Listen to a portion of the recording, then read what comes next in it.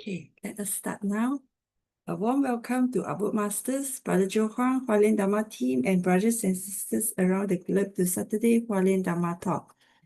A very good morning. Let us start the session for today. Today, I would like to share a short accepted master's speech from Charity Mission sharing on the 5th of May.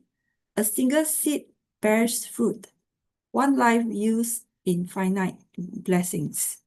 To grow rice, we begin with a grain of paddy seed, nurturing it into seedlings before transplanting them into the fields. Even if the seed is good, without soil, water, and air, it cannot grow. Left alone, it will never become a seedling. We must cherish conditions and mindfully contemplate the concept of from a single cause comes a sea of fruits. When the seeds bears fruit, this is the meaning of from one arises the infinite. So what kind of seeds should we plant?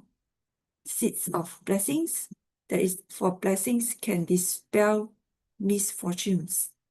Accepted by Sister Su Ching from Su Ching, Singapore. 感恩 for Master's teaching. Now let us send our sincere prayers into the 10 directions. May the Sahara land be free from disaster and peace prevails in the world. Let us sing the prayer song with sincere piousness.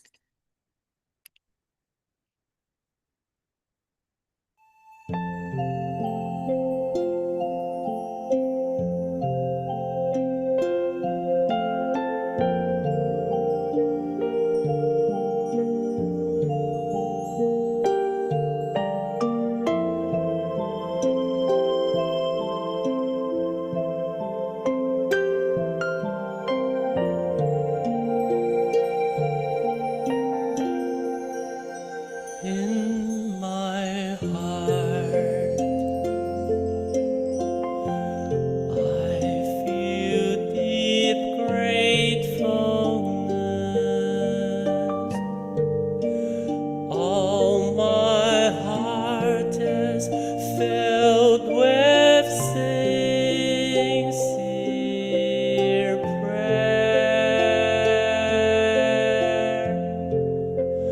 From all corners of the world, let us join our hearts and pray for a world of harmony and peace. In my heart, I feel deep gratefulness. May all the Buddhas hear my prayer. All united with one heart, let us end our hate with love. May there be no suffering hereafter.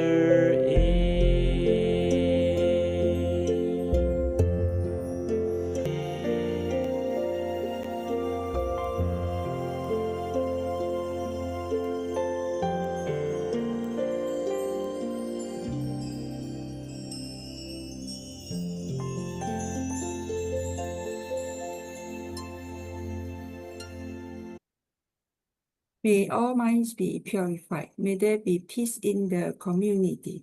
May there be no disasters in the world. Now let us together pray for universal love and blessing. With loving respect, gratitude, and confidence, let us wish every person in our lives a healthy body, an enlightened mind, and a total fulfillment in universal love. Now let us expand this consciousness to include every person in the world, every being in the universe. Let our unified love make this wonderful world even better. Let us all immerse ourselves in the joyful embrace of universal love. Before we hear the wonderful sharing, let us invite our Boardmasters to lead us in paying homage to the Triple Gems. Let us pay our respect for these teachings and explanations to the Buddha and Master Cheng Yen by making 3 sincere bows. Please rise. Palms together. First bow. Second bow. Third bow. And a bow to our beloved Abode Masters who could join us today.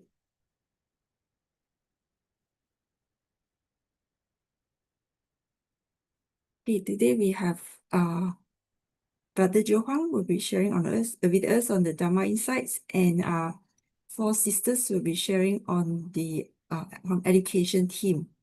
Okay, before that, let us invite Sister Su Ching for the weekly summary. Cảm ơn. Over to you, Sister Su Ching. Thank you so much, Sister Lily. Okay, I'm sharing now. Okay, where is the button? Please hold on now. Okay, found it.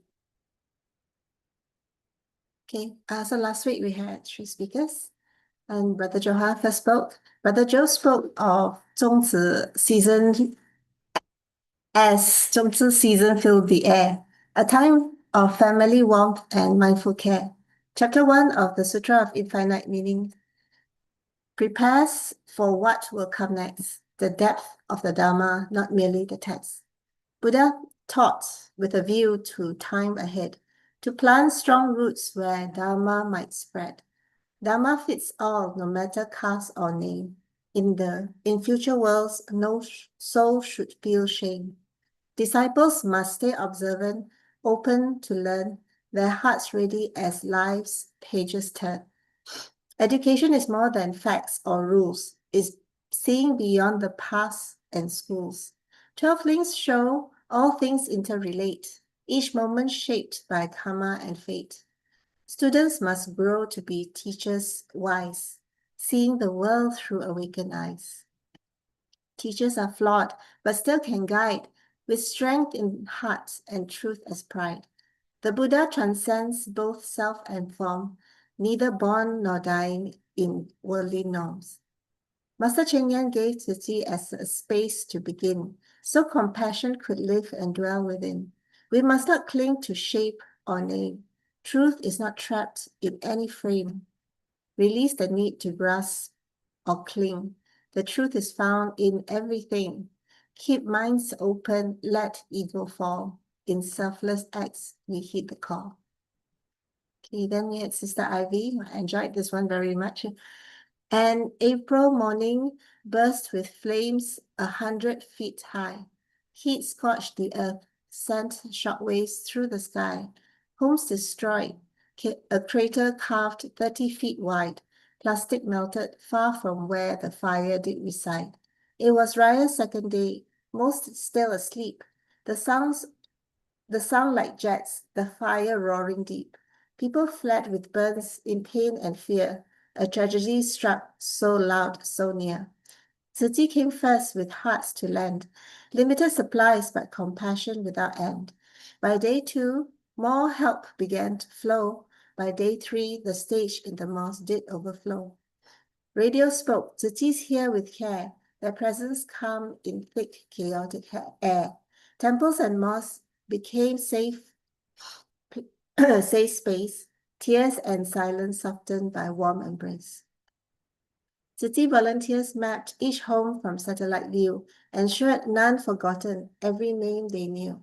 From village tops to plans well made, safety reviewed before aid was laid. Hundreds helped in just 1 week. Even the Crown Prince came to speak. Meals were shared, blessings too. With every step, compassion grew. Sister Ivy, we lit the dark like fireflies do. Together, one heart, strong and true. The red zone still waits in eerie hush, but Tzu Chi's care continues without rush. Okay, and Sister Sihui spoke about her medical ordeal. Sister Sihui had never shared in English, but took the chance today to connect with hearts where words may light the way. After school, she joined City with joy inside, seeking meaning, balance, purpose, nothing to divide. 5 staff lived simply in Sister Echo Chen's small place, planting seeds of love, kindness, and inner peace. 15 years ago, 15 years she gave, then chose to study more. Life's fragile truth soon knocked at her door. One morning brought pain sharp as a blade. A tumor was found, her world deeply swayed. Doctors debated, but one voice stood tall. This is the best spot, no need to fear at all. Still she trembled, heart filled with doubt and dread. But Master's words stay firm in her head. Entrust your body, let the Bodhisattvas hold your heart. She faced the surgery, ready to do her part. Hair was lost, but not her light or fire. She walked again, her recovery climbing higher. Plant-based strength helped her wounds to mend. Even doctors praised the pace of her ascent. Huiren, the noble ones, stood beside her road. Yet we too can bear this noble code. Through kindness, wrong turns turn into lighter dews. Good seeds protect when storms break through. Don't wait for fate to shake your call. Be a blessing now and forevermore. Thank you for listening. I stop share and I will hand over to Sister Kaping now to introduce the next speaker. Over to you. Good morning, sisters and brothers. Very good morning from Melbourne. It's very, very cold here. And this morning we have Brother Joe to share with us his insights and a lot more teaching from the Sutra of Infinite Meanings before we move to our very amazing education group to share their experiences, especially on the IDD. Yeah. So, Brother Joe, over to you. Okay, thank you, Sister Carping, and good morning, everybody. I see that it's cold. It's cold. I think you're in Nepal, right? No, I'm in Melbourne at the moment. Melbourne. Okay, Melbourne. It's 9 degrees. Okay, right. Melbourne, Southern Hemisphere. That's why we're very hot here. Okay, we're very hot in the Northern Hemisphere. I thought Nepal shouldn't be cold. Okay. So Melbourne. All right, Australia. Wonderful, wonderful place. We do have. I think we do have a new Jingsi Hall there, right? Melbourne? The last No, time it was in Melbourne. I went is Melbourne. in Doncaster. No? Right. Okay. Yeah. It's the other place. Okay. So wonderful. Thank you. So today we're continuing our journey in the Sutra of Infinite Meanings. And very quickly, I think we're in the month of June already, and I think that means that very soon, 2025 is going to be half over very soon. And amazing how it all seems so fast, where I think at the beginning of the year, I think things weren't going too well. I think everybody sort of remember that Master fell in last year Christmas, and it's very fast. It's already been half a year, and I still remember, now before last time I talked to Master, we were just still walking around, and we are now planning for the next trip, for June. We're about to head out again in about 2 weeks, and it's going to be another trip, and I could tell that Master is not confident about her own energy, is not confident about whether she has the ability to continue and finish this trip around Taiwan this time. But you can tell, you can see from her resolution that she's very resolved to wanting to finish and see everybody. And there are some concessions that Master has to make. Obviously, she cannot go to everywhere but she's still insisting on going to everywhere. And that's going to be very difficult. So we'll see. We'll see. In about 2 weeks, we'll be heading out again, and hoping that it will be a very safe journey. And I hope that it will be it's going to be a wonderful experience, but I'm hoping that it will be a very safe one as well. Okay, so we'll continue on to our Sutra of Infinite Meanings.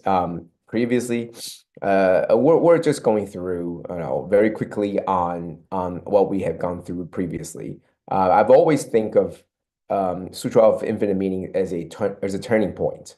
Imagine where, before we head into the secondary education, before we go to college, for example, we were all doing our basics, right? We're all doing our basics. We're all learning the basics, right? Mathematics, science, English, or whatever the language, and history, geography, all these things, right? And these are all basics. You might be good in some, you might not be, you might be good in everything, or you might be good in some subjects. But these are the common core that everybody goes through. Everybody goes through in their education. Now, once you go into the secondary, or once you go into the higher education, which is, like vocational school or college, you pick your major or you pick your specialty. And I think that for the Buddha also did the core teachings in the first 40 years. In the first 4 decades, the Buddha focuses more on the core teachings.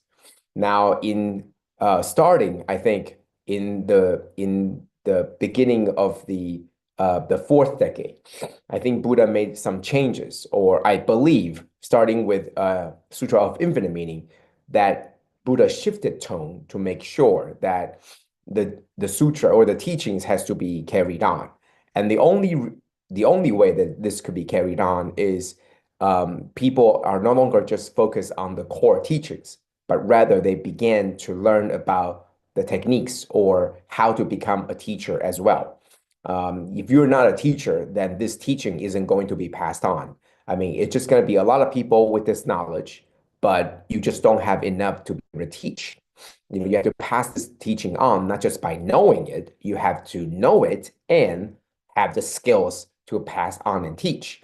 So I think starting with Sutra of Infinite Meaning, and then we can see very evidently in the Lotus Sutra that it has all been about making sure that the disciples or the listeners know the importance of passing on the Dharma, especially in the Lotus Sutra. I mean, there's so many places. It's all about telling you that how do you view how do you view everyone? And this view is important, most notably because you need to teach them. You need to understand these people. You need to understand the target audience, so that you know how to teach them, how to approach them. Especially is true in the Lotus Sutra. And the Sutra of Infinite Meaning is the one that before the Lotus Sutra to start this change, to start to approach it in a different way, that it's not just making sure you have your knowledge or to have your core teaching, but rather it began to tell you the importance of the skills to go into the population, the people, and then pass this teaching on to them. So starting with the Sutra of Infinite Meanings, it gets more and more focused. And then in the Lotus Sutra, it's even more pronounced. That is the importance of making sure not just you know the importance, not just you know the content or how to cultivate yourself and the practice of the teaching, but it's even more important that you pass the teaching on, even if you know only a little bit of the teachings. And I think it gets even more and more pronounced, it gets more and more obvious, throughout the Lotus Sutra. But Sutra of Infinite Meaning is where it gets started, the turning point or it gets more and more precise and important to bring this topic out. So these were all just the beginning, right? The virtues is the first chapter, and it always set the tone for everything, right? The place, the time, the people, the all the settings, right? So the settings were, I think we just spent a lot of time talking about it, it's the turning point, right? So and all these make sense, right? All these are telling us who was in the audience and what were they doing and why were they doing and who were these people, how did they attain such wonderful and great wisdom, right? So these were the setting of these. And master is guiding us, right? Master is guiding us to also see that these are the guiding teachers. And why are they so great in guiding people? Why are they so great in becoming the teacher? Well, the great guiding teachers was the very, very first part where we hear master guiding us to showing us that it's not just the content. It's just not how good you are, in the subject that you're learning, but rather, can you make sure that you can teach people what you have here, right? So this is what I always say, that a person that gets a good grade doesn't mean that he can teach what he has in his head, right? So I really think that a good professor isn't just somebody who gets all the grants and gets all the research, but has to be really able to teach. Well, unfortunately, that's not what the universities do, right? The university rates the professors based on how much money they can make in terms of grants. So unfortunately, you get all these very, very, top-notch professors who are very good in doing their researches, and except they're not good teachers, because that's not what they're focused on. They're not focusing on how to teach. They're focusing on their research, which is important. It's all important. But at some point of time, there is a shift. There's a shift in the thinking or in the guiding, right? As Buddha is coming to the end of his life, he knew that it's not enough for him just to be the only teachers, or he knew that it's not enough, that he needed to make sure that everybody else is also doing the teaching, and everybody else has the capacity and be prepared to do the teaching. Okay, so all these were the backgrounds, right? And these were just the setting to let you know that this was happening 2,500 years ago. And the preparation of it was important, so important that we are now reaping the benefits of these great teachers. Without these great teachers, how would we be able to know the teachings of the Buddha? We wouldn't. It's because of these teachers that we were able to have these teachings passed on to us.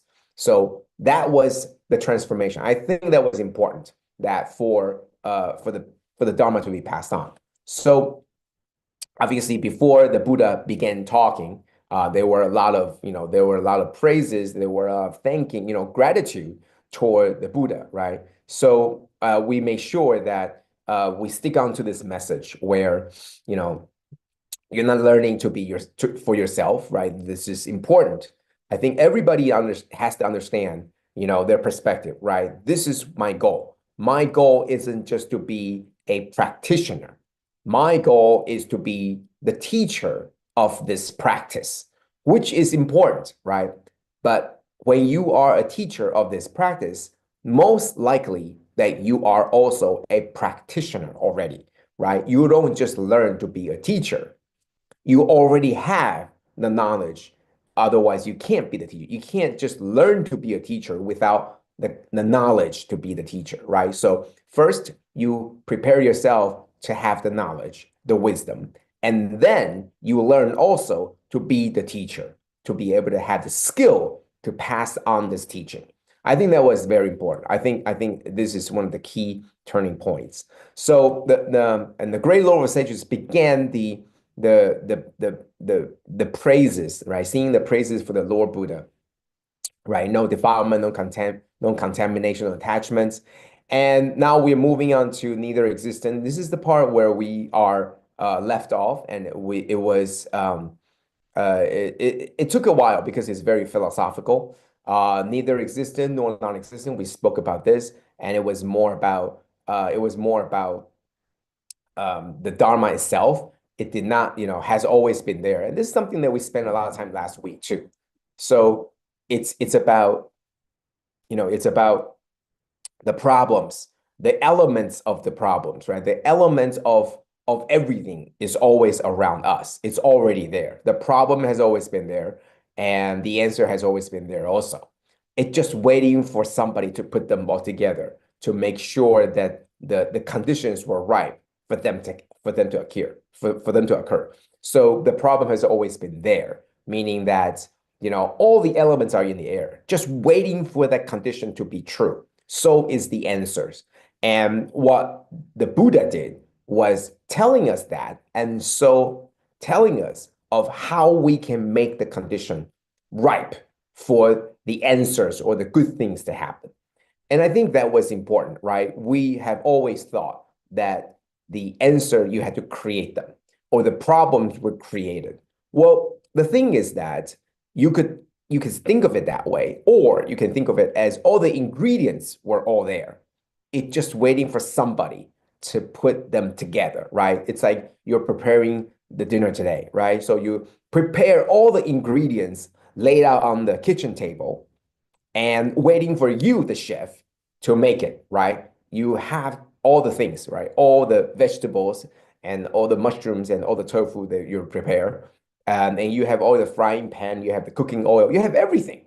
But without you, the condition, without you, these things can be put together. But even though they're all around you, it doesn't, the dinner won't happen. It requires you. So is the Buddha, right? The Buddha was here to make sure that all these pieces were put together. So we now know the practice, and we can also become the teacher of the practice. So the elements were always there, and it was waiting for us, waiting for the Buddha to guide us, to say that you can be that power to put everything together. And now we can. And now Buddha is telling us that you have the power to teach other people where they can put the things together. And that was what this is, right? The guiding teacher. So if all the elements were around us, it's just waiting for us. That means let's do about it. What are we going to do about it? Let's make sure that we put the right things together, or we put these things together to make the right things. And that's pretty much what it is.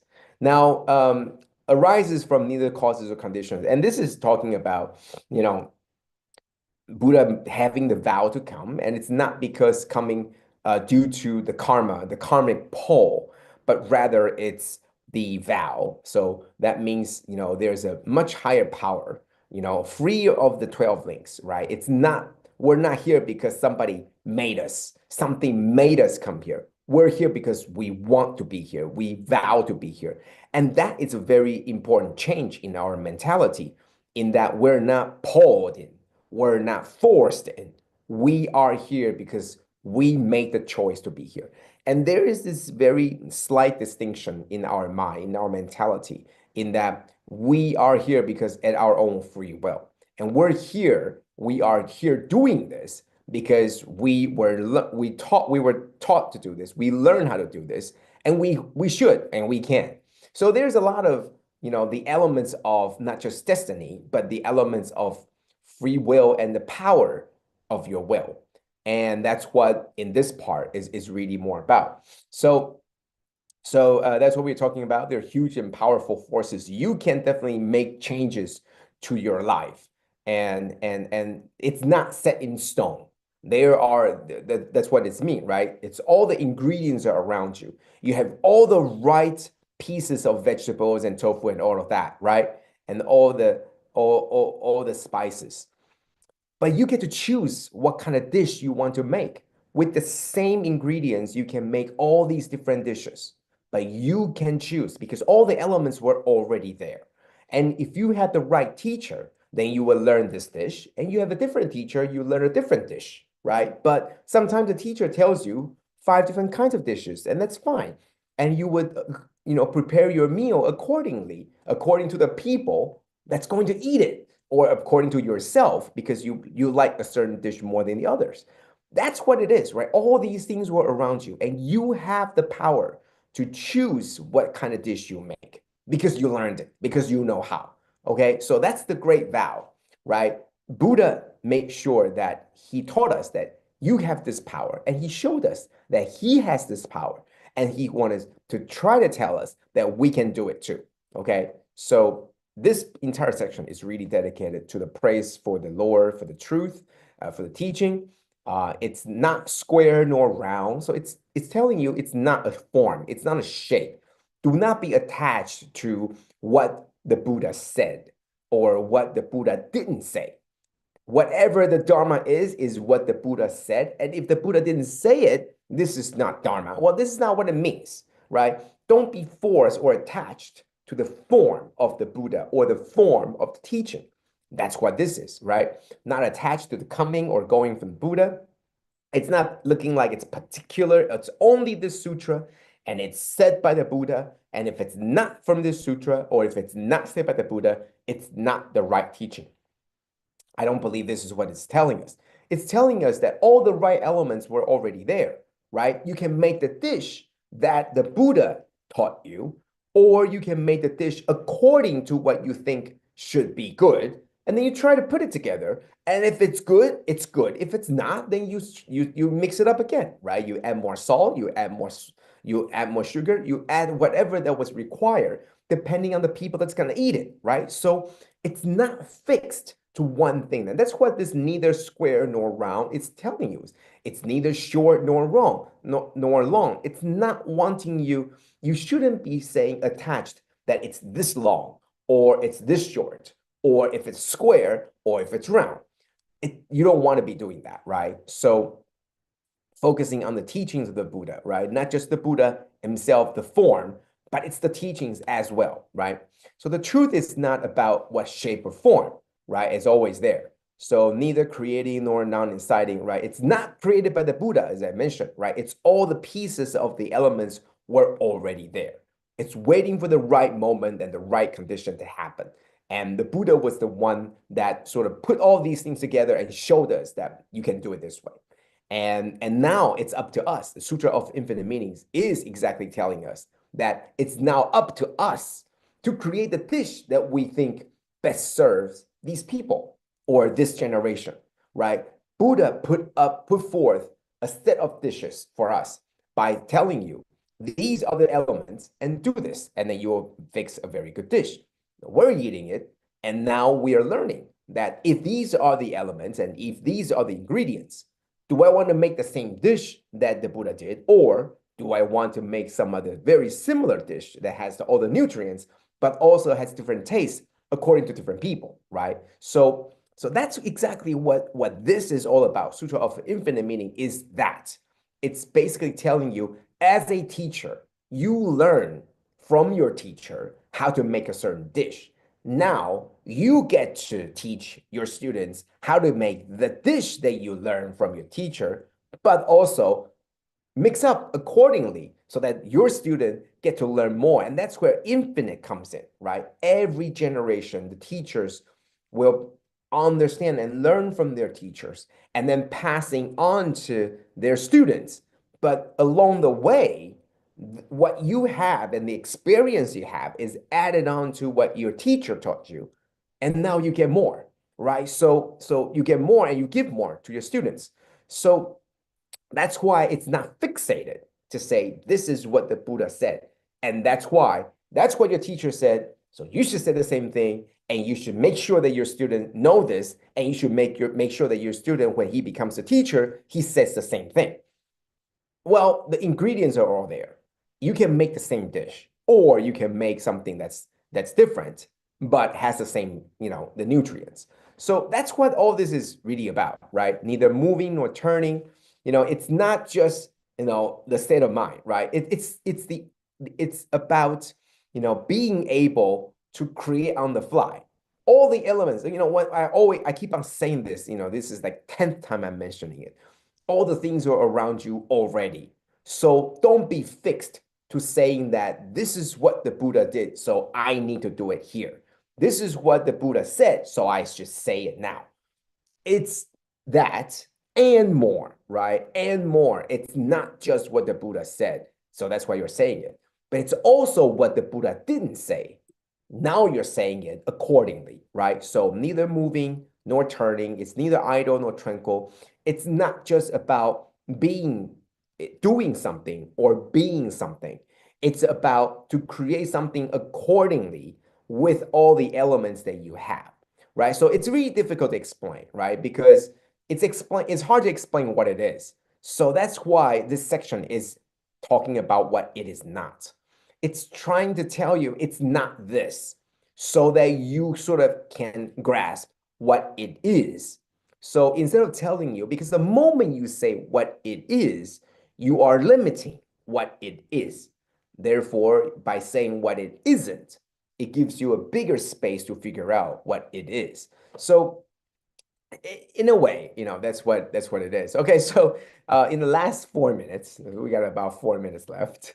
We're moving on to the new content for this week. For 4 minutes. Okay, so we're continuing on, right? Neither right nor wrong. And why is that? Why is that neither right nor wrong? What does that mean, right? How is the truth or the teaching neither right or nor wrong? Well, it's like you should make a right turn. And it's right. You are right at this time. But does that mean you always make a right turn? No. So it's neither always right nor always wrong. You just have to make the right call, right? So you would like to have a bowl of hot soup right now. Well, it's great if you're in the southern hemisphere, but it's not so great if you're in the northern hemisphere right now. It's really, really hot. So does that mean that you can't have the hot soup? No, it makes sense right now in places that are cold. It doesn't make sense for the places that they're too hot. And that's what this is, right? Don't be fixated because it's one thing. That's what the Buddha said, and it's always, always, always right. It's neither right nor is it wrong. It just depends on the situation. And we should have the wisdom to understand that. That's what the Sutra of Infinite Meaning tells you, I think. It's not to tell you what is right or what is wrong. It's giving you the wisdom to know that at this point, which one can be right and which one can be wrong. That is different, right? It's not just telling you all the different dishes you can make. It's telling you that you have the capability to make all these dishes. Now you have to have the wisdom to choose what is the right dish to make for this audience. And that is the Dharma itself. It's not to tell you right, wrong. It's the wisdom to make the right choices at that time, given all the settings and all the things around you. Okay, so the truth, the teaching, it guides you to do what's right. So all the things that the Buddha said in the previous 42 years before the Sutra of Infinite Meanings, it tells you what is right. But it's very fixed, right? It's very fixed to you, to these people, to this audience. And it tells you many things, right? You can meditate, you can do what's right, you can, when you're spreading Dharma, you're doing all these things, right? And these are all the separate things that you do, right? You meditate, you start to, calm yourself, you relieve all your attachment, all these things. Right? That's all correct. But the truth guides you. The Dharma guides you. So that now that you're the teacher, you know all these tools, all the things that's right. Well, which one is the right thing to do now? Which one is the one thing to do to them, to these people? What do they need right now? So that's why it's all about the decision to make, right? Let's go back to the Lotus Sutra, for example. We're thinking about the burning house, right? The big burning house. The house is burning. So the elder knows, the father knows that this is the burning house. So let's get the kids out of the house, right? That's the right thing, obviously. But what's the right thing to do to these kids? By telling you, by yelling at them that the house is on fire, did not do the job, even though that it's the right thing. So that's telling you it's neither right nor wrong. Telling them it's on fire is right because it is on fire. You're telling them the truth, except it doesn't work. So the teaching now guides you to tell you, well, what you should do, what should you do at this moment, right? The elements are all around you. The fire is there, the kit is there. So what do? Telling them it's on fire doesn't help, even though it's the truth. So that's what the Sutra of Infinite Meaning is now guiding us. It's now telling us, yeah, there are about 100 things you can do at the time, and they're all right, but not all of them will get you the right result that you're looking for. So you now have to have the wisdom to know which one to do, what to do, and how to do it. And that's what this is, right? The Sutra of Infinite Meaning really, really guides you. And it's no longer just you yourself, because it's easy for yourself, right? You just have to figure out what fits you. So you can take this, and this is what you like, and you can follow it, right? But now as a teacher, it's different. Now you can't just tell people, this is what I like, and that's why I chose it. No, you have to figure out what other people like, or what can they take, what their capacities are, and then help them. And that's what being a teacher is, knowing your students and knowing what to do. Okay, so that's the sharing for today.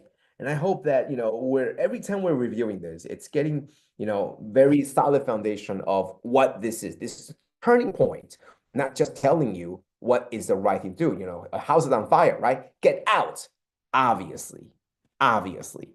But how do you do that, right? So thank you. And I hope that we can all be the wonderful, wonderful teachers. And that's why we have a very good session of education that's coming up. So thank you, everybody. And I hope that, we have a very, very wonderful weekend. Thank you.感恩 so much, Brother Joe, for always helping us to get a better understanding of the sutra. You are great in breaking it down to bite size so that we can all chew and, absorb the values of this. 感恩 so much. Can I request for everyone to switch on your video your camera, so that we can take a picture with Brother Joe this morning? Yeah, can I get Sister Lily, please, to help? Cảm ơn so much, Brother Joe.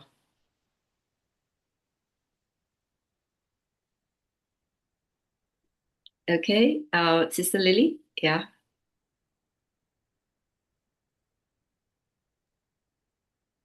Okay, thank you so much, Sister. Hold on, not yet. Yeah, sorry. Sorry. Okay, 1, 2, 3. Okay, cảm ơn. Okay, cảm ơn, Brother Joe. Yeah, up next, we have our Sister Mei Ting and team, our very amazing education group, to share with us their insights, experience, and how they have, been able to teach so many people online. I attended the IDD, I think year-end concert or giving, and it was amazing. I don't know how you all can manage, to coordinate with so many students learning online. And then suddenly when they came together to perform, they were so well coordinated. So I was really amazed with the results. So without further ado, can I pass on the line to, is it Sister Mei Ting who will share first? Yes, correct. Okay, thank you, Sister Mei Ting. Yeah. Thank you, Sister Kapeng. A very good morning to all brothers and sisters. I'm Mei Ting, and together with me are Sister Doreen, Sister Faye, and Sister Su Yong. We are honored to represent the IDD team to share about this project with you today. Our title is Nurturing Hope with Love. Before we go into details, let me ask all of you a question. Why is the year 2020 unforgettable? It's not because of our Wawasan 2020, our Vision 2020, but it is a year that everyone in the world will remember. The year of the COVID-19 pandemic, a year full of challenges and difficult experiences. To prevent the spread of the virus, countries around the world announced quarantines. So in Malaysia, we implemented the Movement Control Order, MCO. During the time, all schools were closed and learning shifted online. However, we were not fully prepared yet. Students faced many obstacles. Some were even forced to take exam at the treetops. I think most of you will remember this. And many lack the necessary devices, especially in families with multiple school-going children. So, the Ministry of Education released a statistic that saddens us deeply. There are 21,316 students drop out of school. Why? Because many couldn't keep up with their studies, while others had to work to support their families. So this makes us ask ourselves what we can do to help them. That is the reason we set up IDD. And what is IDD? And how does it work? I will now pass the mic to Sister Doreen to explain further. Okay, hi, thank you, Sister Matty. A very good morning to brother and sister. Yeah, this morning I'm very excited to share with you what is IDD about. So from the slide, you can see that IDD in Bahasa Melayu means that it's learning. So Mandarin 爱伴学, love is companion learning. Yeah, so what is IDD? Let's have a look. Okay, IDD is a free online tuitions. Yeah, during the COVID, like Sister Meeting said that we have noticed that many students didn't just lack of the, academic support, as well as the, confidence, guidance, and the parents' engagement as well. So that's why our initial objective of the IDD is to help close the children's learning gaps and regain their confidence in learning. Okay, so it's an online class mode. Google Meet is our teaching platform. So there are about only 8 students in a class, and every student can choose 2 main core subjects, which are BM, English, and Maths. They can pick only 2, and it's a once lesson in a week, 90 minutes per lesson, and every student must attend the humanistic class once in a month, 60 minutes per lesson. Yeah, today IDD has grown into a 4th year, and unexpectedly we are getting bigger, and we didn't expect until today. Actually, our initial plan is just 3 to 6 months, but today we are still here. Why? Yeah, we are different. Yeah, what are the differences? Yeah, first, as we know that we are free of charge, but yeah, I think outside there are so many NGO, they provide the online tuition, but the IDD is in a small classes, like this one about 8 students. And the best thing is internet data plan devices will be provided by Su Ching branch. And this group of the children, they have the Su Ching volunteer to care about and support their journey all the time. So our charity group will conduct the home visit frequently to know their learning progress. Yeah, this is not easy. Yeah, and they are cared by all the Su Ching charity groups. Yeah, and the added value of this IDD class is we have the humanities class. Just how we mentioned that every student have to attend, is a must, it's compulsory to every student to attend the humanistic class. So through this class, they could cultivate good value and apply them in daily life. And this gives students opportunity to interact with their families and improve their family relationship through the life practice assignment from the class. Besides that, they can learn to be more concerned about the people and things around them and cherish everything what they have. And learn to be grateful, respectful, and love to others. Yeah, okay. Like, I think everyone knows that what is a Su Ching humanistic education. So it's based on the people. So through this cultivation, humanities education, We hope that students grow into the kindness, compassion, and be a role models to others. And then our ultimate goal is to purifying people's hearts and make a better world. Okay, what we do in our class, humanistic class, yeah, it consists of these 5 main topics: living education, including about their learn to obey the rules, diligence, hardworking, and for life education, means contentment, love everything around them, living with nature. They learn about the climate change, recycling, and environmental protections, character educations, kindness, empathy, perseverance, courage.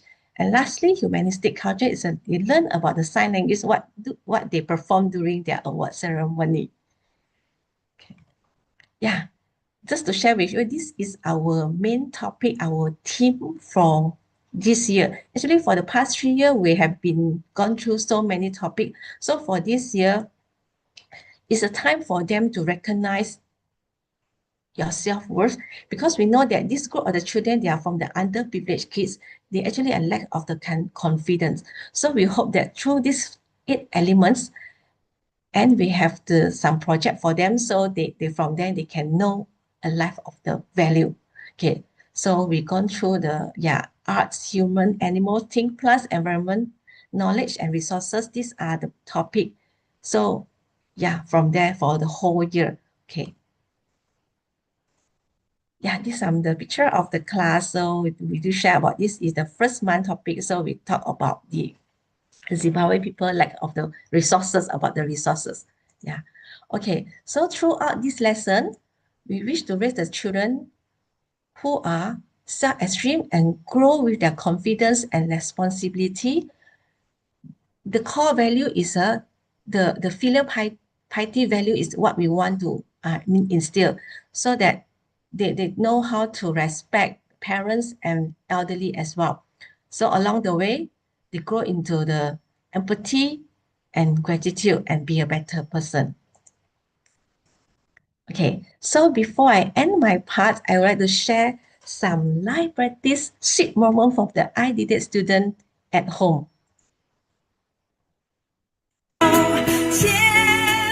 Hai, nama saya Treshen. Saya mengucap selamat Hari Guru. Terima kasih Ibu. Happy Father's Day. Thank you.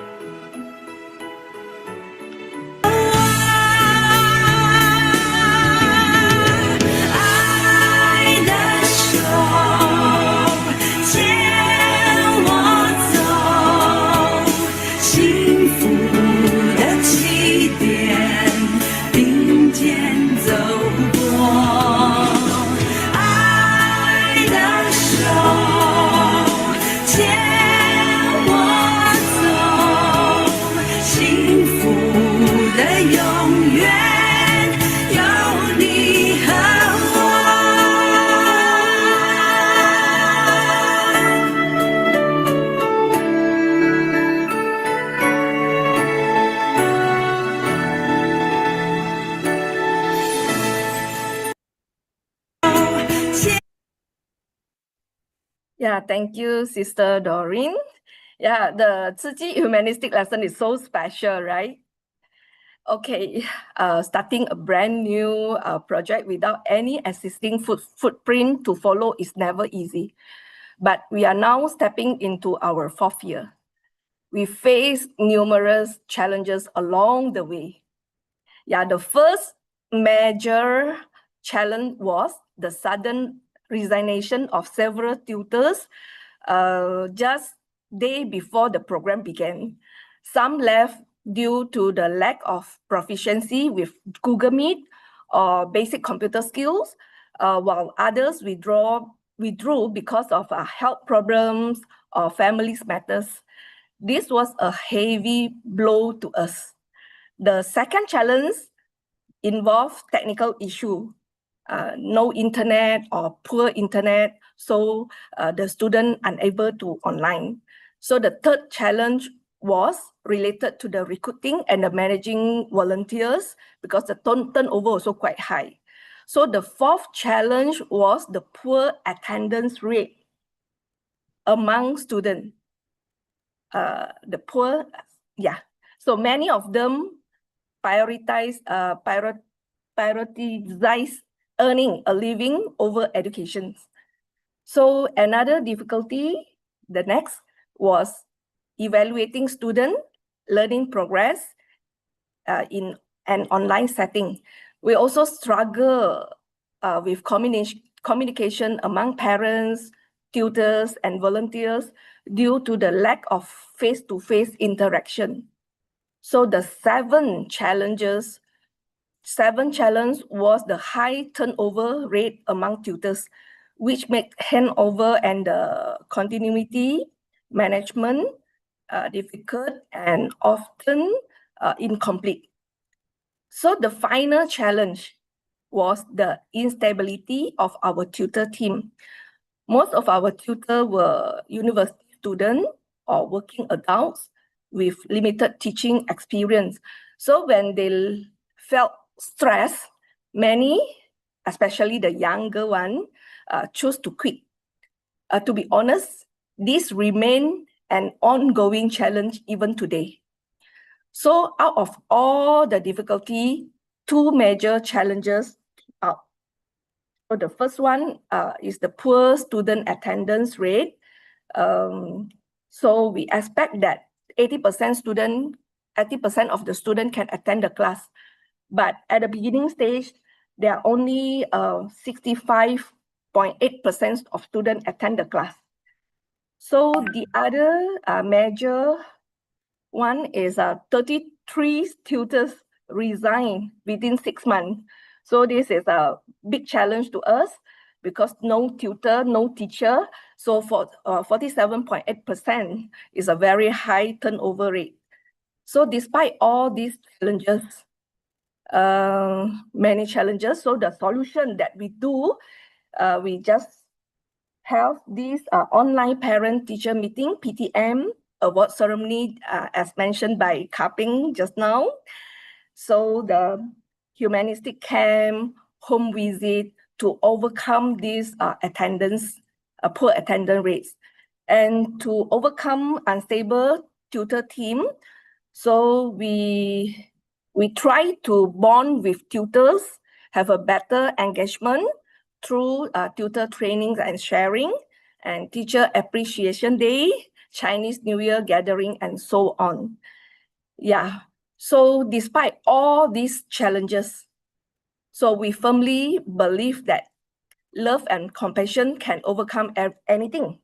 So moreover, we have a strong support and positive impact that we have received from students, parents, tutors, and volunteers, keep us to continue this meaningful journey. So now Sister Faye and Sister Su Yong will sharing more about this part. Over to you, Sister Faye. Thank you, Sister Mei Ting. Good morning, dear brothers and sisters. My name is Faye, and I'm the SS coordinator of IDDA.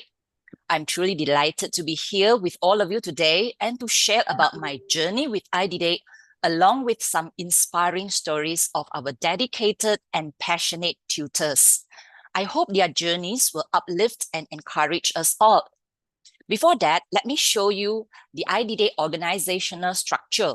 So we consist of the core team, which are 4 lovers are part of the core team, and the charity group, subject support team, humanistic class team. These are all our volunteers, including our case lead. They are from the charity group.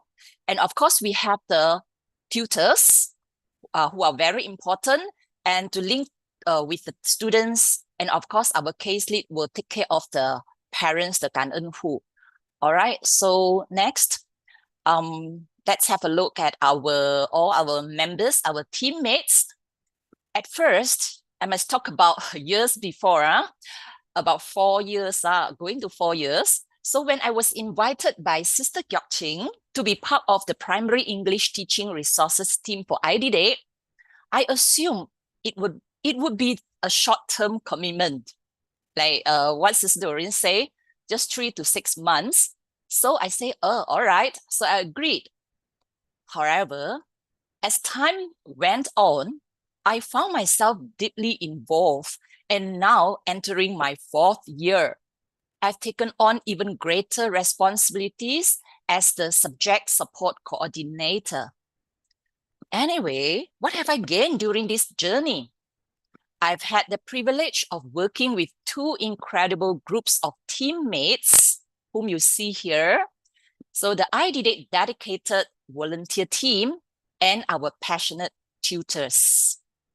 So as a subject support, my responsibilities have included for planning the teaching syllabus, organizing learning materials, preparing English proficiency assessment for the students, interviewing and supporting teachers, organizing trainings, observing classes, and more. While the workload has certainly grown, I genuinely enjoy what I do.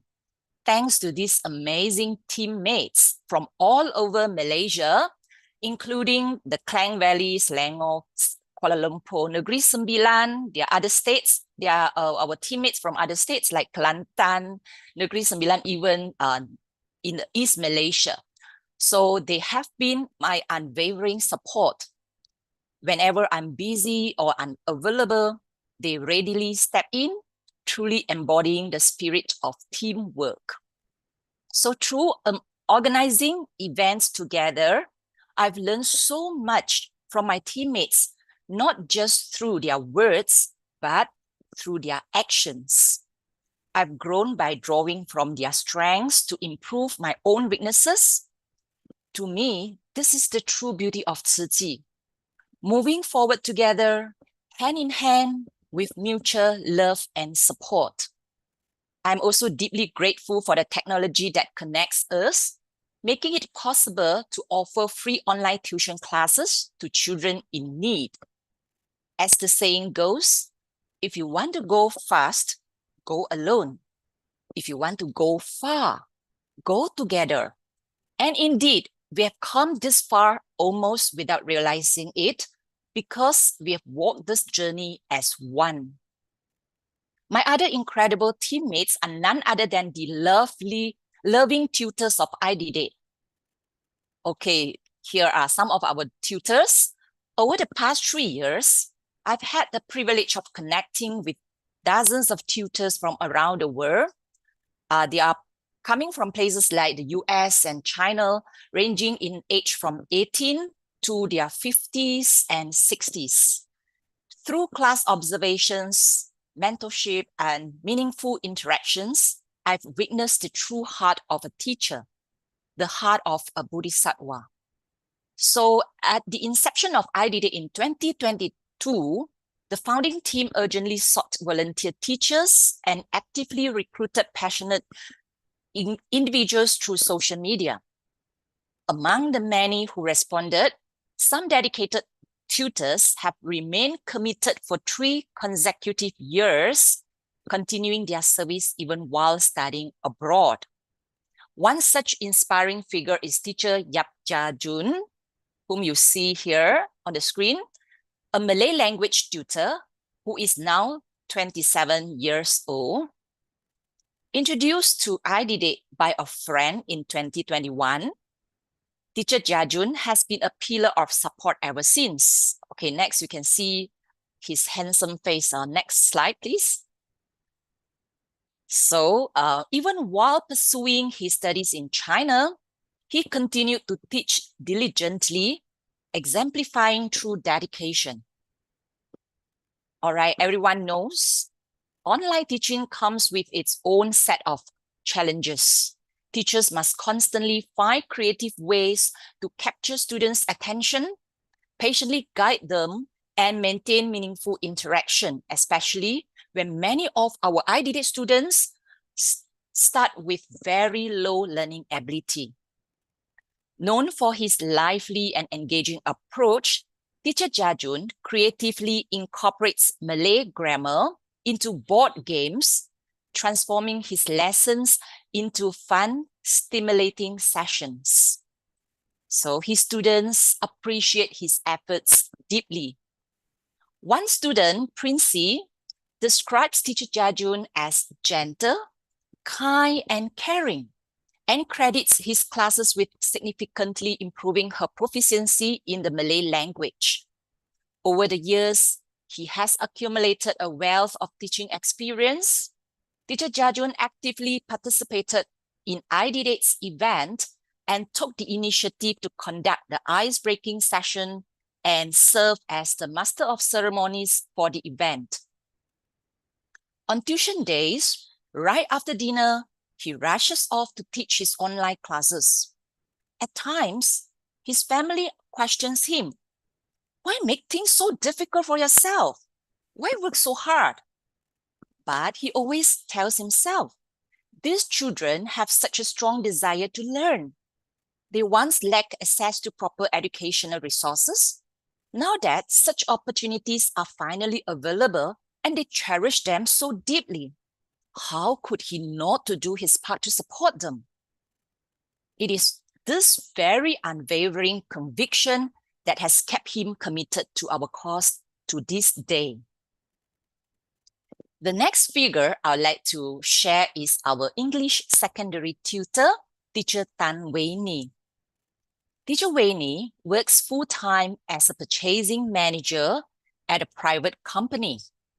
But in 2021, she answered the call to serve as a part-time volunteer teacher with IDDA through an online recruitment drive.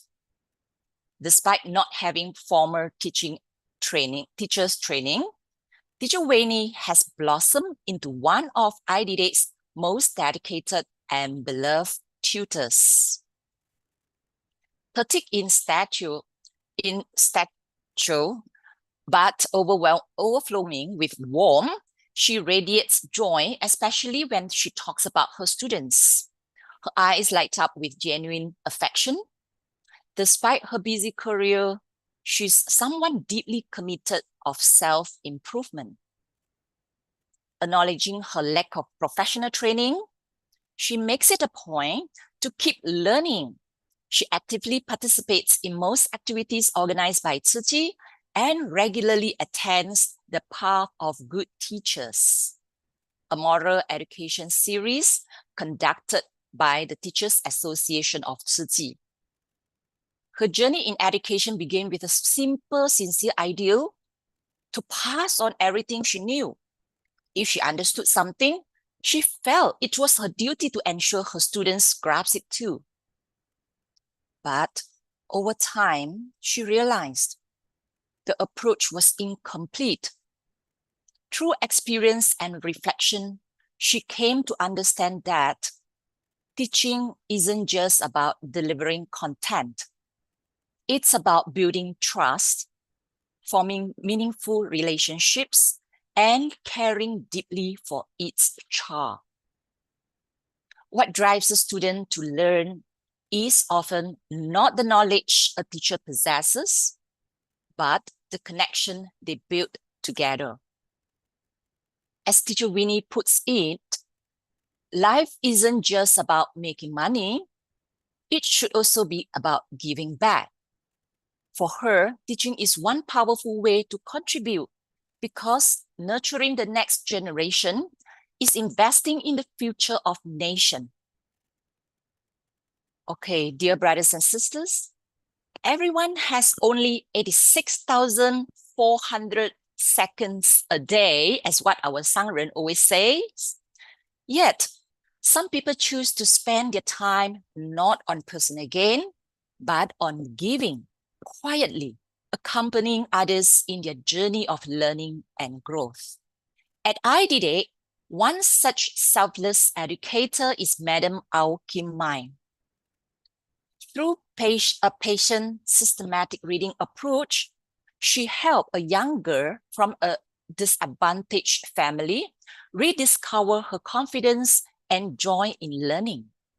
Inspired, the little girl now dreams of growing up to become a police officer, someone who protects society and upholds justice. My name is Huang Xin Mei. Besides being a housewife, I also have a job.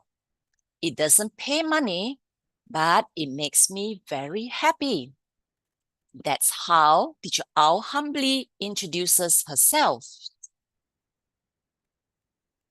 In 2020, during the pandemic, then 52-year-old Madam Au retired from her administrative career in the corporate world to become a full-time homemaker. With more personal time, a long-cherished wish began to resurface, a wish born from her own childhood struggles with academics, to one day become a teacher who could support children who fall behind. One day, she saw a volunteer teacher recruitment post by Tzu for the IDD program, which provides free tutoring for children from low-income families. Immediately, she knew this was the opportunity she had been waiting for, a meaningful way to give back. Assigned to teach English to a class of third graders, she met Hajar, a quiet girl with a weak foundation in English. Hajar's lack of confidence stemmed not from laziness, but from life circumstances. Her mother needed to care full-time for a younger brother who suffers from hydrocephalus, leaving her unable to support Hajar's learning at home. Determined to help, Teacher Au began reading picture books with Hajar in 3 short sessions each week, just 15 to 30 minutes at a time. Over the months, the years, their consistent sessions bore fruit. From barely recognizing a single English word, Hajar progressed to knowing nearly 200, and eventually she could read over 1,000 words. More importantly, she began to believe in herself. Amazing, right? For Teacher Au, those reading moments are also a source of joy, a way she relieved the precious moments of reading with her own children. When her students stumble over words, she never scolds. Instead, she patiently repeats them again and again. With quiet persistence, unwavering patience, and heartfelt love, she overcomes distance and barriers to walk alongside children on their path of growth. It's truly amazing. Homemakers too can unlock their potential and become beloved teachers in the lives of children. As the Jingzi aphorism reminds us, do not underestimate yourself. Human beings have unlimited potential. With determination, any difficulty can be overcome. So, dear brothers and sisters, what truly defines a good teacher? Is it someone who helps students score perfect marks? Someone who drills for exams? No, of course, we know that. Renowned Taiwanese educator Yu Qiangui once said, a teacher who truly knows how to love children and integrates love into their teaching is probably a good teacher. As our Venerable Dharma Master compassionately taught, we should love other people's children with a mother's heart and love our own children with a bodhisattva's heart. Education is the power of one life influencing another. For education to truly inspire and leave a lasting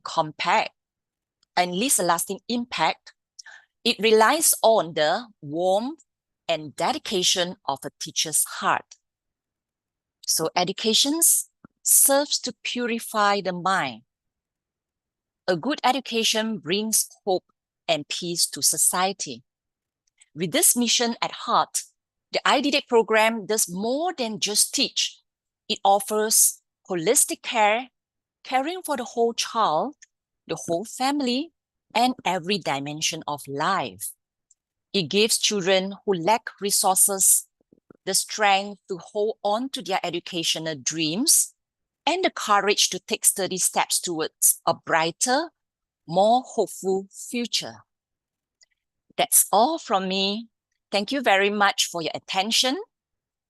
And now, Sister Su Yong will share about some students who have shown personal growth and positive changes in their characters in addition to their academic development. Over to you, Sister Su Yong. Yeah. Thanks, Faye. Dear brothers and sisters, I'm Su Yong. I'm also part of core team, and I was actually a tutor in 2022. Yeah, the first batch of the tutor, and also seeing the first batch of the students, and I was really like attracted and feel really impressed. Yeah, with the IDD's tutors and the passionate how to say teaching teams. Yeah, that's I have seen forever. And with all these amazing tutors, we can see also amazing students. Yeah, just be reminded that these students, they are not normal students. They are facing some challenges. Yeah, they are not from the normal families, but families that which are underprivileged. So how they actually grow in these IDD programs, we actually witness their growth and transformations throughout these years. Yeah, there are many cases, but because of time constraint, I can only share with you here. Yeah, maybe 3 cases. And just now, Sis Faye's already shared the story of Haja with from 0 to more than 1,000 vocabulary. And I would like to share with you about unboxing. Okay, next. This girl, yes, a little girl, yeah.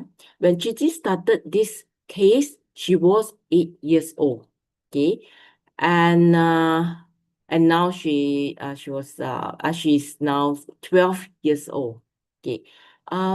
She was not so fortunate, and her mother actually have some mental health problems and couldn't really take care of her. She stayed with her grandparents. Okay, and her father also without a stable income. So the family itself, they are facing many challenges, but luckily she joined IDDs that actually changed her life, not just her academic performance, and also the way she see her life. Okay, she's actually energetic, but we didn't see that in 2022. 2022, she joined IDD program. In the first year, we didn't actually see obvious progress, in her academic performance. But in 2023 and 2024, surprisingly, we saw a huge improvement in her academics, and she actually won Best Performance Awards in 2023 and 2024. This award is given to students not just good in one thing, but good in all things, including their academic performance, including their learning attitudes, and many things. Okay, so she won that. And also best attendance. Best attendance is given to students that never skip class. That means full attendance for the academics subjects and also humanistic classes. Yeah, and she did it. She loved attending class so much, and she respect her teachers. Okay, so that is how she also like gained from this IDD program. And because of that, she feel the love, from and also the good guidance from the tutor. She actually wanted to give back to the society, to the community, and she becomes the volunteers. Yeah, you can see her at recycling points every month, and she also joined the charity sales as a volunteer, and very, very, very, very good how to say achievements that we can see. Yeah, here is like she actually step up and she have the courage to share. Yeah, do the sharing during our I think last year. awards ceremony on stage.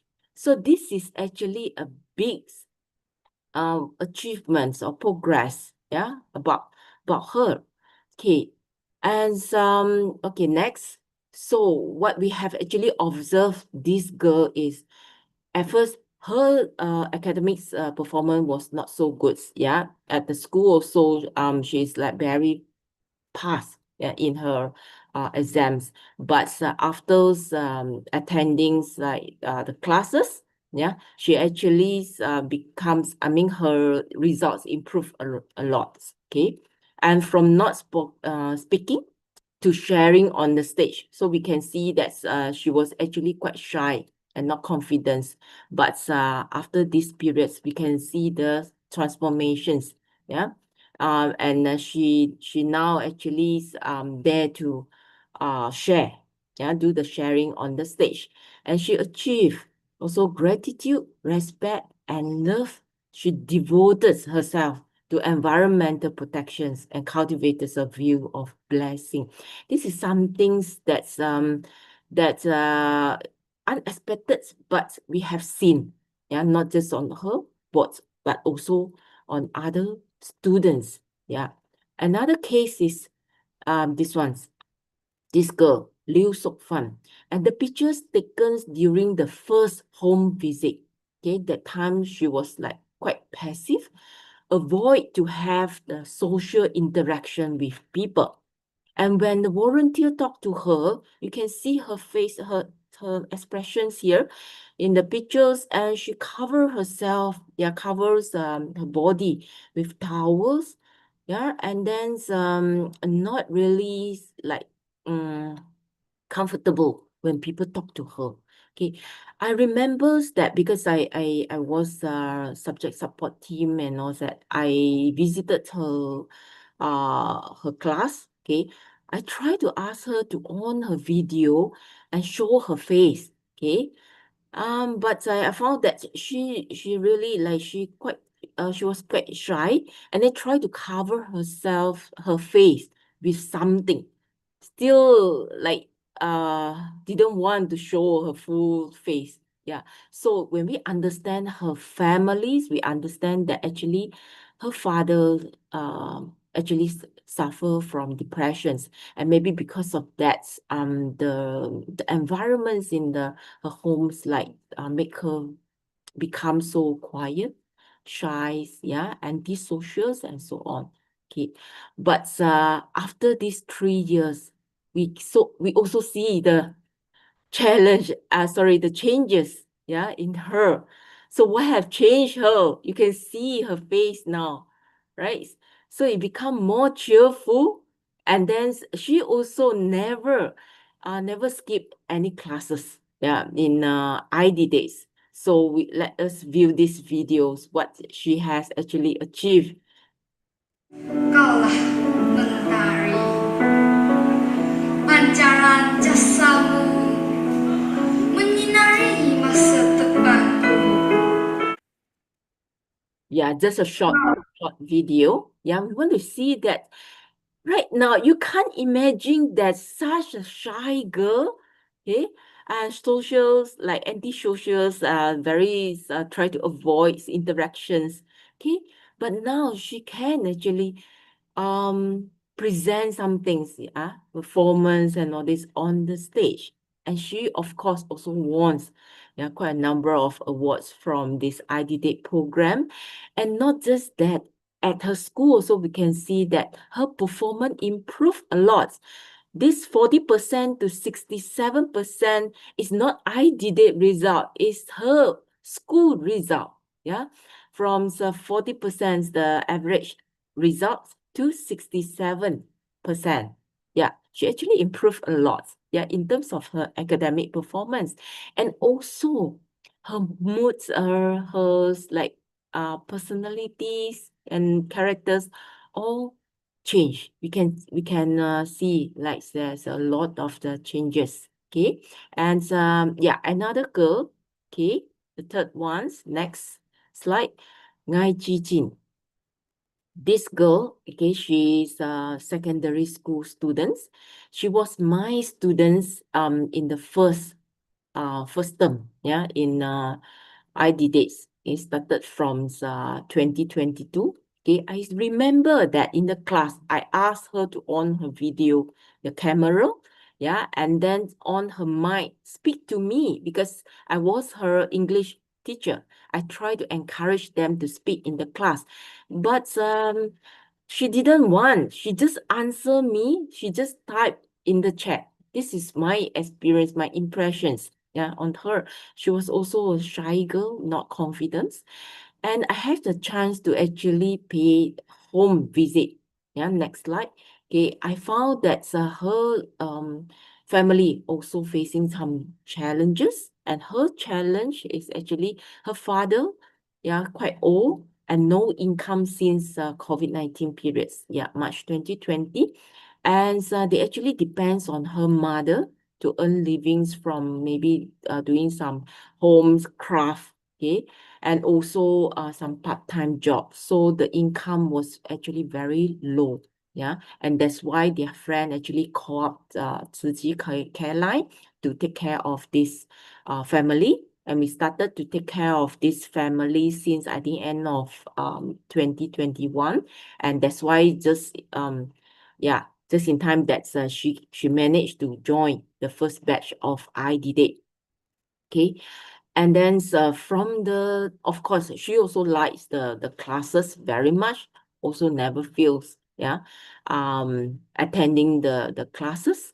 And we found that actually, besides attending the classes, she also joins many Tzu Chi's activities. Yeah, I have seen her that every month she also join together with her mothers, yeah, at our recycling points, doing some recycling works. And not just that, she also becomes a volunteer in some of the Tzu Chi's activities and also join talks or events at our Tzu Chi Chin Si Hall. Yeah. And from all these things, across 3 years, we also have changed. We have changed, yeah, her life, her characters, yeah, from a shy girl to more confident one. And this is the result. We can see that she actually got very good results in the nationals examinations. Yeah, it's not easy to get 9A. And we were actually so happy, so happy. Yeah, I can tell you that when I visited her again after her results, okay, and when I hold her experience, these certificates, I feel so touched. And then it's like, I feel like I want to cry that time. So it's like, amazing. It's really amazing. So we can't imagine that all our good efforts, yeah, it's resulted such good results. I mean such good outcomes in someone. We really let them see their capability. They have confidence after attending classes and also the humanistics educations at IDD. They see hope in their life, and now they believe that they actually can have some good achievement and change their life, change their family situations, and have a brighter futures. Yeah.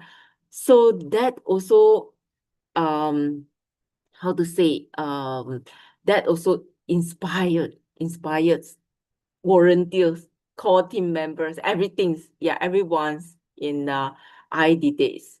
Yeah, next slide. So education has no others.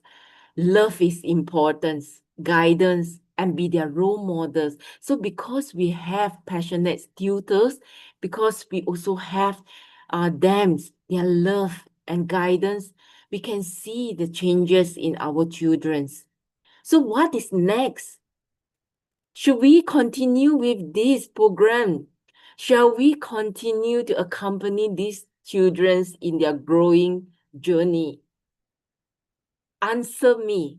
Yeah. Answer is yes, yes, yes. Yes, of course. Of course, we should Yes. continue with this, Yeah, I would say amazing programs. So I will pass the mic back to Sis Meetings, to talk about the future plans of these programs. Okay. Yeah, thanks. thank you, Teacher Su Yong. To wrap up the session, let me share about IDDate future plan. So as we mentioned just now, it started as a short-term project.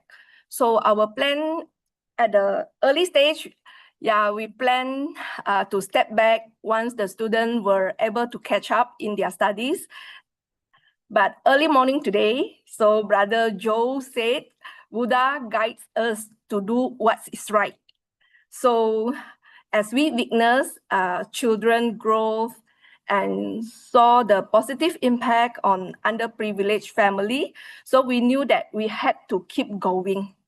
So we now carry a deeper aspiration, to help students transform their life, and in doing so, change the course of their family's futures. So recently, we composed a theme song for the IDDate team, hoping to spread a message of hope, courage, and strength. We want every child to know they are not alone. So they have the power to dream and the strength to pursue those dreams. So in addition, we organize 2 major events every year, the humanistic camp and the award ceremony. So this event provides students with the valuable opportunities to build confidence, to shine on stage, and to be recognized for their effort and achievement. So let's take a quick look at our award ceremony in these short videos. 他们都是来自缺乏教育资源的家庭，他们也是慈济雪龙分会爱办学线上客服计划的学生。在年度颁奖典礼上，爱心老师、学生、家长和志工终于有机会见上一面，喝上一杯暖茶。So every step we take is guided by love and a shared belief that education can open doors, uplift life, and inspire change. So, okay, after listening to many heartwarming stories, some of you may be wondering, what about us? Did we gain anything from IDDate? Indeed, through helping others, my life has been enriched in ways I never imagined. Serving as the IDDate coordinator for the past 3 years has been a journey of growth and discovery. I never thought that one day I would one day have the courage to share in English, write meaningful song lyrics, or touch the life of so many students. Yet, here I am, growing alongside them, inspired by their determination and progress. I am deeply grateful for the opportunities entrusted to me. There is no greater joy than witnessing a student gain confidence, improve, and shine in their studies. How about others? Sis Meting, I totally agree with you.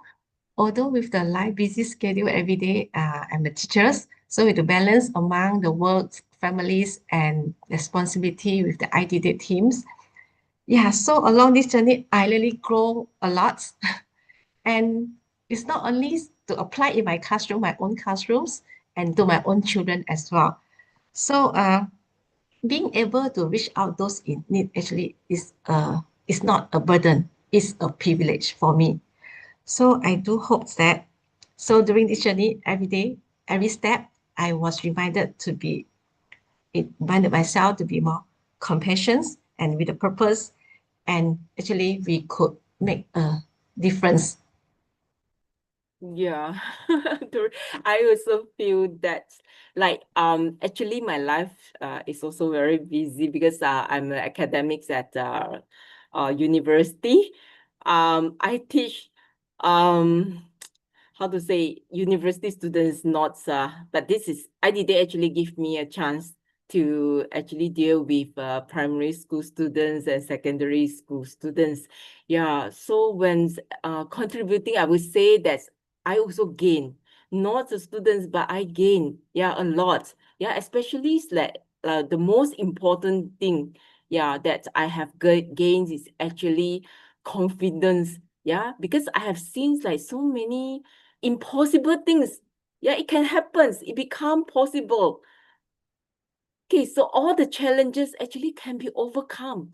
Yeah, so it actually let me feel like if let's say with love, with the determinations and all this, yeah, persistence, we can actually see good results. So this is what I gained from my contributions in ID days. Yeah, and it makes me feel more motivated now to face my challenges and also to overcome my own challenges.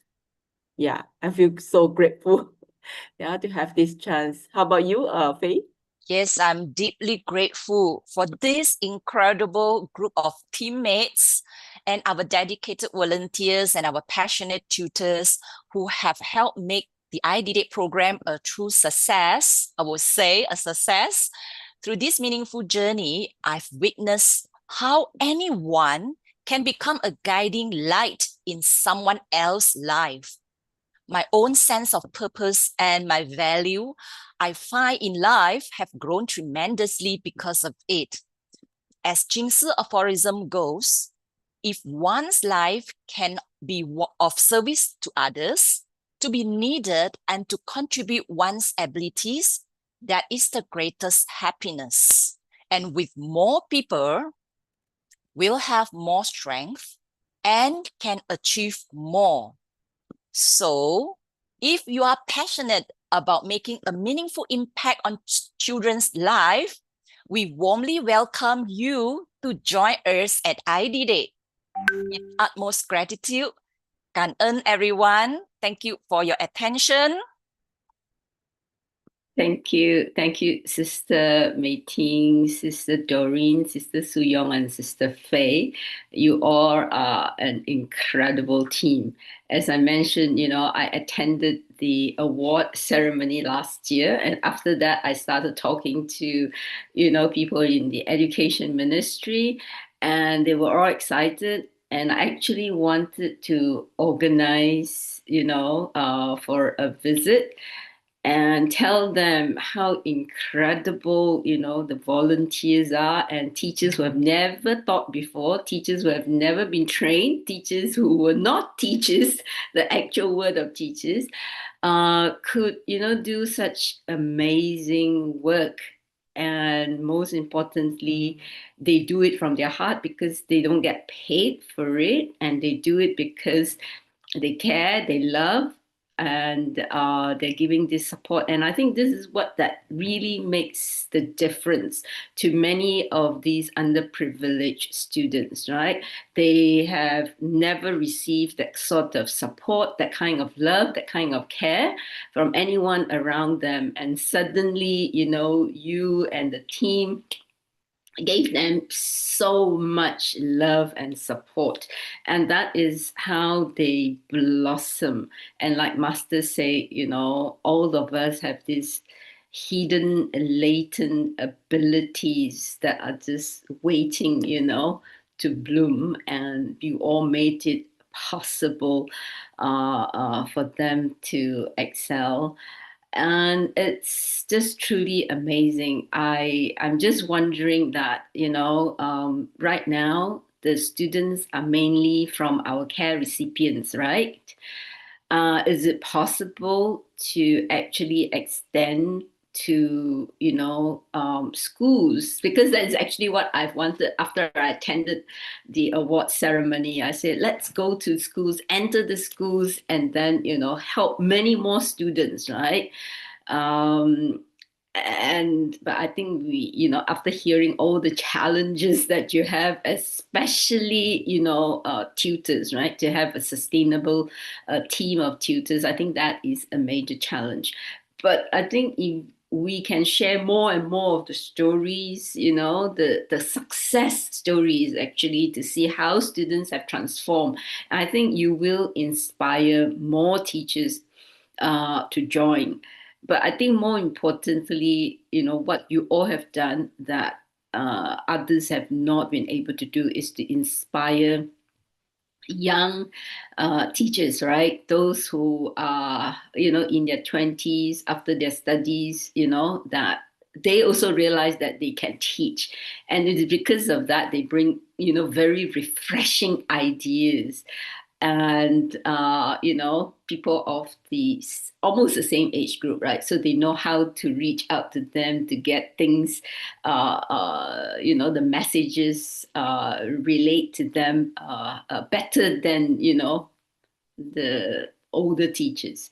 So I think these are all everything that I actually want to tell, the stories that I want to tell the people, the authority, that they have to start changing their mindset in terms of how to teach and the syllabus, right? It's not just about transferring knowledge, but it is actually helping the children to inculcate self-love, self-worth, self-confidence, and hence they will know their responsibility to themselves, to the family, to the society, and learning is just part and parcel of them. And we have seen how these children, from being very shy, very poor results, to suddenly, coming out on stage to speak and, getting good results. So it is not just about tutoring English, maths, and science. It's much more than that. So when can you all come out and say, yes, we are ready to take on more students, go to schools, go and present, to the ministry? Let me know. I'm really excited about it. Yeah. So we are so thankful to Kaping, Sister Kaping. Yeah. But I think that we are still not ready yet for that. Yeah, we still need more people to become our tutors. And if we have a stable tutor teams, then maybe we can outreach to more people.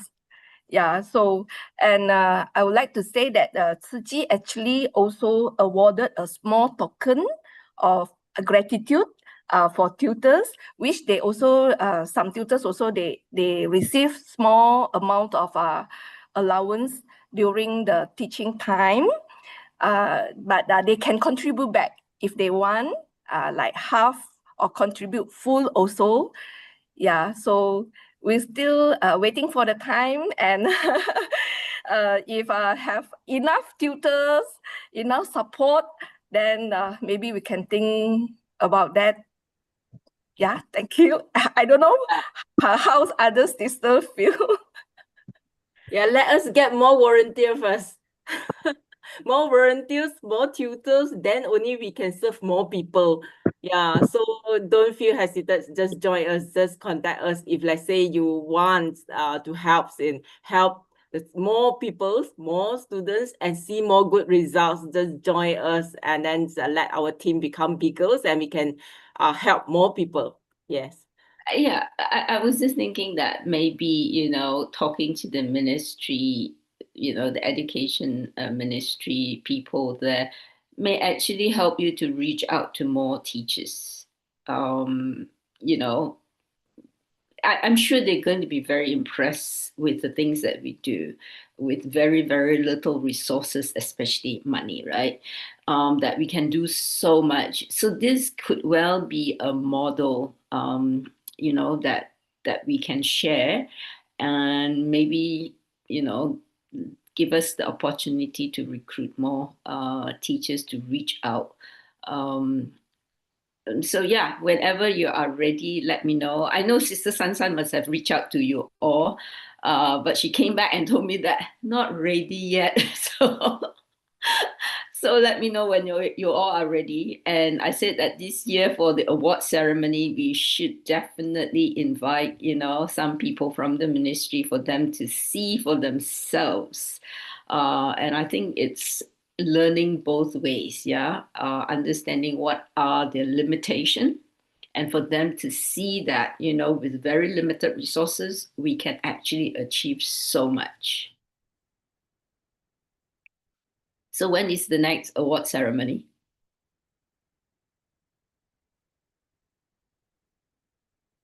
Yeah, in End December. of this year. Yeah, December.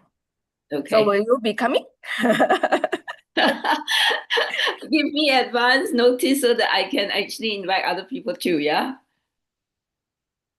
Okay, and okay, now is the in the middle of the year. So actually now we also facing tutors problem. Some tutor resigned after 6 months service. So we are headache of recruiting tutors now. So just hoping that the brothers and sisters online here, if you have some friends or some friend children study in universities, they would like to join IDD to help others people in this way, then can just private message me or just have a Sister Joyce. Sister Joyce actually is a very helpful SS. I know that today she also online. Just now I saw her I name. saw Sister Joyce. Yeah, and Sister Su Kwan, Sister Oi Su Kwan is our first batch of SS. Yeah, it's our teammate last time and always give us a lot of support. Yeah, thank you so much. Yeah, so I know who to reach out to this time. Yeah, so yeah, I've spoken a lot because I'm so excited. Are there anyone else, you know, online who have got questions or comments? Otherwise, we will call to an end to this morning session. Okay, no. Thank you. Thank you. Thank so, you very much so to much. given us this opportunity to share this morning. Thank you very much. Thank you so much. But before we go, shall we pay grace to Buddha and our master? Yeah, can we all stand? 3 bows. First bow, second bow, and third bow. And a bow to our Abbot Masters.感恩 sisters and brothers for taking time this morning to be with us on this platform, and I'm sure everyone has, you know, a lot to bring back, and hopefully, you know, everyone can join us again next Saturday. So 感恩 all, 感恩 sisters for sharing this morning. 感恩. See you all again. Bye bye. 感恩大家 very inspiring sharing today. Yeah.